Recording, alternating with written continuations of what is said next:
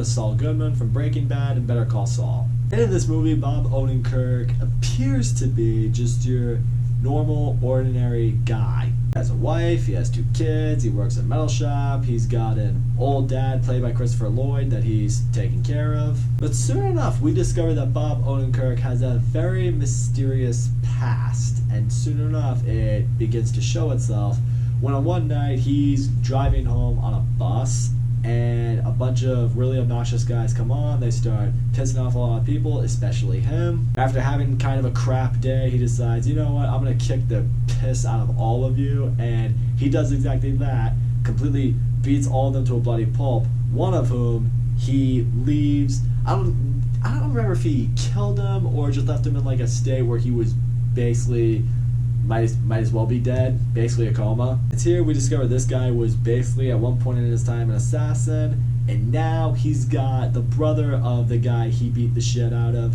coming after him, and this guy is a psycho mob enforcer. So now Bob Odenkirk has to find a way to fend off these people coming after him and keep his family safe. What we have is what I would call a grade B version of John Wick, because it does follow a similar premise.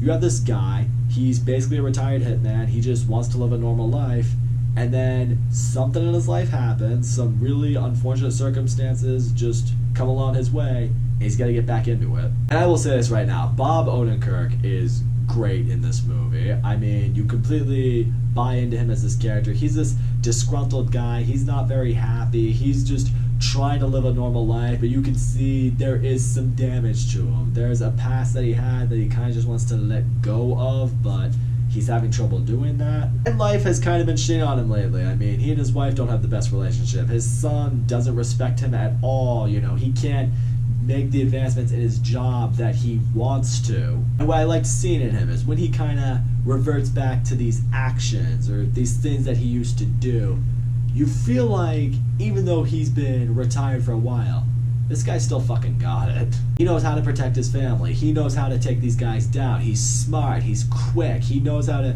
use his own house against these people. You just see in this guy, like, this guy was clearly an expert hitman at one point. I mean, this guy clearly, even though that's a life he left behind, it's still maybe the life that he's best at, and that's why he's struggling to just be a nobody. An element of this movie that I also really appreciated with, you know, Bob Odenkirk's character is the fact that he had a family. Unlike in John Wick was retired, his wife had passed away, and the last connection he had to his wife, the puppy that she left him, was killed.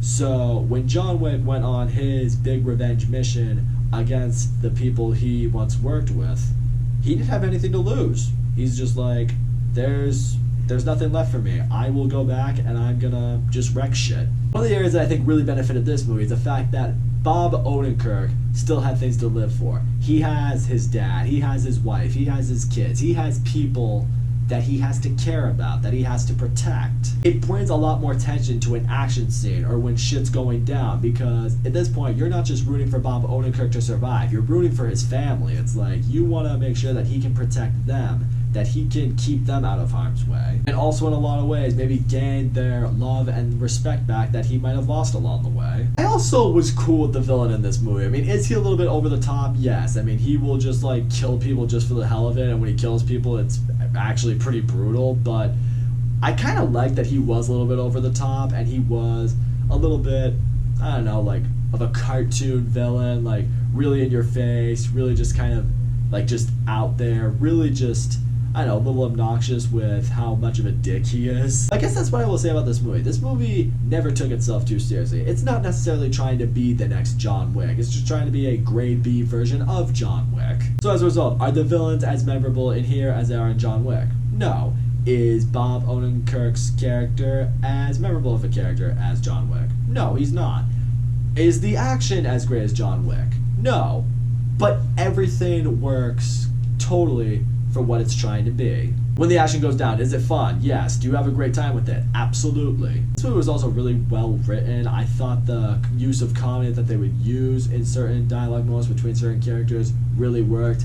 I feel like it's the kind of dialogue that Bob Odenkirk really thrives with. And I gotta say, it is pretty cool seeing Bob Odenkirk play this badass hitman because he's kind of the last person you would expect to play this type of role. Granted, he's supposed to be the last person you would expect because he's supposed to be an everyday nobody. I will say though, in John Wick, what I appreciate is John Wick was setting up for the franchise that it has become, and it's been a great one when we explored more of the world that John Wick was a part of. In this movie, we don't really explore a whole lot of the world that Bob Odenkirk was a part of.